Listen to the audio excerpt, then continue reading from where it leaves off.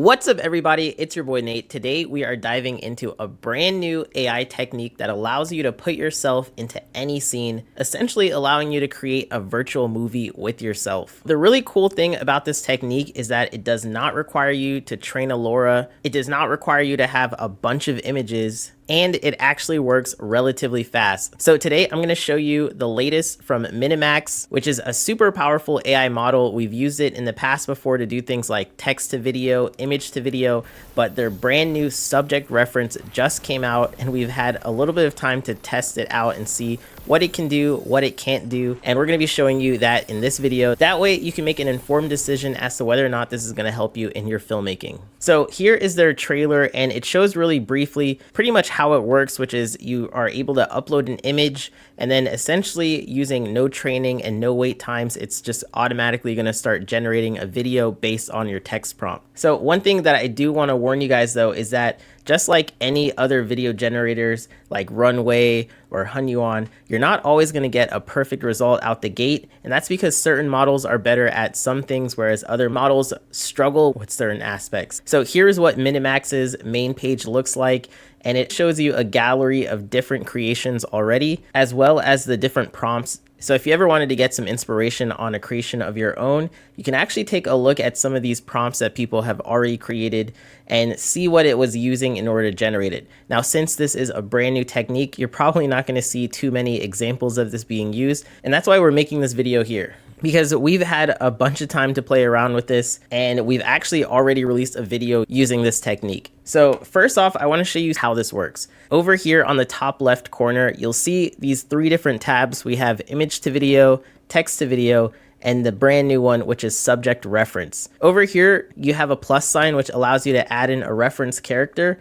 And for this example, I've uploaded this image of myself wearing a suit. This was already an image that we generated using one of our workflows, so it came out pretty cool. But if you guys wanted to just use another photo that maybe you've taken with your phone, I would highly recommend that you take something as high quality as possible. One thing that I did notice is that the generations did try to adhere to at least some sort of similar clothing unless I prompted for something else. So in this example, I'm wearing a suit, and if you can actually take a look over here, you're going to see where most of these generations, I'm also wearing a suit. Another cool thing about this technique is that if you wanted to have your character in different clothings or different styles, then you can upload different images and have them as specific sets. So here you can see I have one where I just got a fresh fade haircut from Crystal. Thanks. And I was able to use this one. And then we've also uploaded another image where we had Crystal here. And this was just a selfie that was taken on a cell phone. So for this example, I'm going to go ahead and click on this image, which I've uploaded, hit confirm, and then you're going to see that it's already cropped in on the face, pretty much letting you know what it's going to be focusing on for that character. Now I'm going to type in a prompt, and in this example, we can use man puts on a cowboy hat and rides a horse in an open field. And then here I can go ahead and click generate, and it's going to be using 45 credits to generate. Thankfully, we're on the unlimited plan, so we don't really have to worry about this too much. But if you guys did want to sign up, there is a free plan here, as well as some monthly options at about $10 a month. So cheaper than Sora, and it has this really awesome, unique feature. If you've also checked out the channel in the past, and you know that we've talked about using Runway, and I would say the generations out of Runway, I don't think that they actually adhere as well to the character,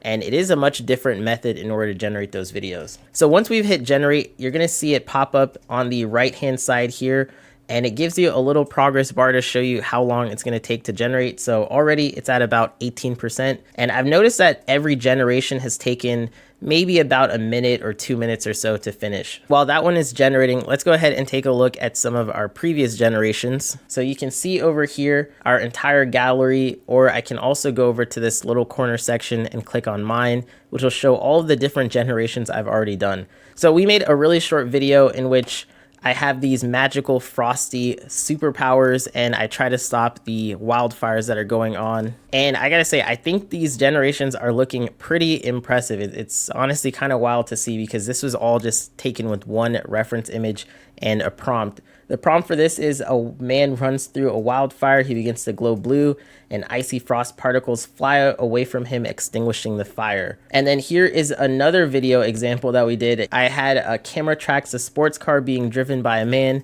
The car swerves through a beautiful hillside. Again, that was just using the same reference image. Now, I would say this one came out a little wonky because it's not me actually driving the sports car. And I think that's a little bit of a tip that I think you guys would want to pay attention to, is that if you prompt the generation for something else, a different subject matter, and then you have, for example, in this scenario, I have it where it tracks the sports car. It's going to try its best to actually adhere to that section of the prompt and then insert yourself into that scene. For another example, I tried having a man swimming next to a large shark and petting it. I think this one also came out pretty well. So here you can see the outfit is completely different, but we do have a little bit of wonkiness there with the hand and the coloring of it, but already pretty impressive for a very quick generation. Here's another one in which I'm going through a dense jungle of an ancient ruins. And then this generation came out completely messed up. And this is me riding a horse in the Arctic with a dog next to me.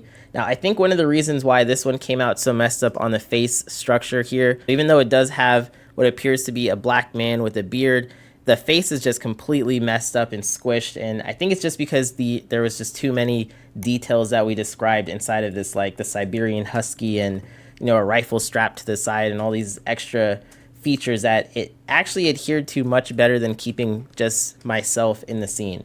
So one thing to note is that it is going to struggle when you have some scenes like that. Another example that we have is me hopping out of an helicopter. We have actually quite a few different examples of this. And I gotta say, I think these ones came out very interesting. So this one though, I really wanted to show you guys because it actually has one of the simplest of prompts. It is a man smiles, then starts to cry.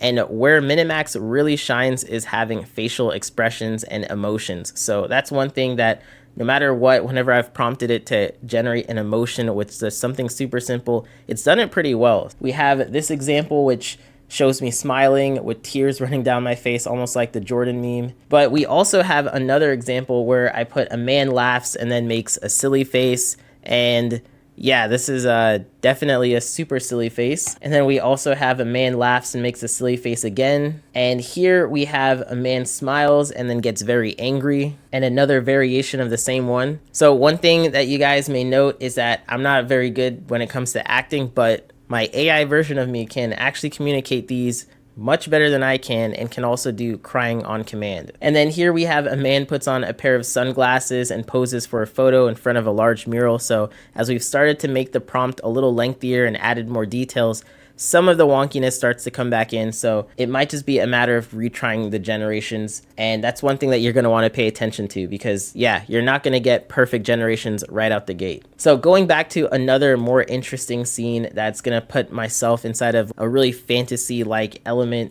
Here we have a man casts a magical fire spell and creates a large explosion. And yeah, I gotta say, it really knocked it out the park here. So out of all of these generations, I would probably give Minimax's newest feature a solid 7 out of 10. It doesn't get a perfect 10 out of 10 because some of the generations are going to come out messed up like we've seen before, but it does handle a wide range of generations, and it does actually work pretty quickly compared to what it's using. Just one image, no trained LoRa's, and a text prompt. Anyways, I think you guys are gonna have a whole lot of fun with this. If you guys do have any awesome generations you wanna send us, go ahead, hit us up on Instagram and send us some of those there. Now going back to what we earlier prompted, a man puts on a cowboy hat and rides a horse in an open field. So yeah, that looks pretty awesome. This is an awesome tool for creating videos with a consistent character, only one photo, and really it's just up to your imagination and what you want to create. So I hope you guys have a whole lot of fun with it. And if you guys are curious about learning more generative AI and different tools, being up to date with the latest super awesome techniques, I highly recommend you guys subscribe,